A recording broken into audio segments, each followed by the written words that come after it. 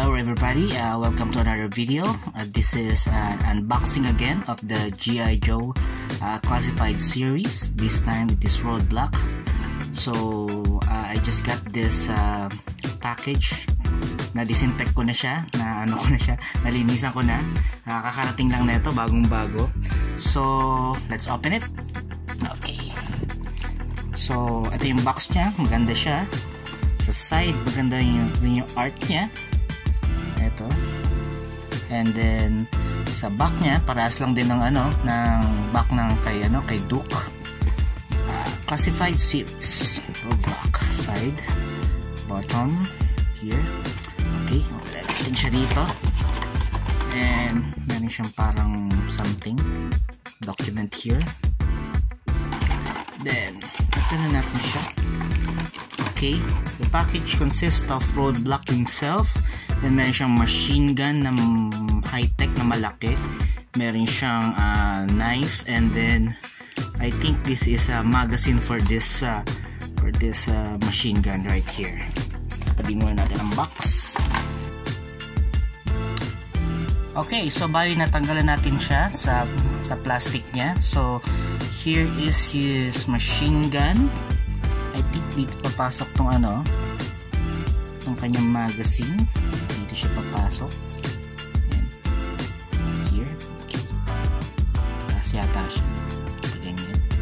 Okay, and we have here is a small knife. I think papasok siya dito sa kanyang chest. Lagyanan. Okay, very nice. Okay, napakaganda itong very realistic. If you can see here, napaka-realistic ng very human ang face niya. If you can see that, ang eyes, details. So that's why I am very big fan nito, no? So nga pala, bali last time pala nung nabili ko yung si Duke, which is this one, my previous unboxing. Bali, I got this Duke for 1,995.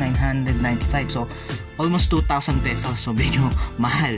Pero at this time, etong si Roadblock na to, sa Shopee ko rin siya nakuha. Ang seller doon is, his name is Ryan Kiruf. Okay, I'll just put it on the screen. Okay, so siya yung seller neto. I only got this for, believe it or not, 1,400 pesos. So, wow, napakalaking, nagulat din ako. Search kasi ako ng search. One time, nagpapap ako ngayon neto, nakita ko, this only cost 1,000. So, bali, almost 600 yung natipid ko. Mas mura siya, kay Duke, ng 600 pesos, itong sa Roadblock. Okay, and right now, I am very happy with this. Kasi, just like Duke, napaka-sturdy niya, napakabigat compared sa, actually alam nyo, bali sanay kasi ako sa sa 3 inches na G.I. Joe, yung talagang pinaka-collect ako. So kaya naninibago ako ngayon dito sa which is a good thing. Naninibago ako na I'm very pleasantly surprised na mas maganda ang quality, ang details, napakaganda compared sa 3 inches. So that's why kung pagko-compare, kung tatanungin niyo ako kung bibili ko ngayon ng 3 inches or 6 inches ng G.I. Joe, I think I will buy the 6 inches. Na mas maganda yung yung quality. Yun yung kukolektahin ko. So sadly hindi na ako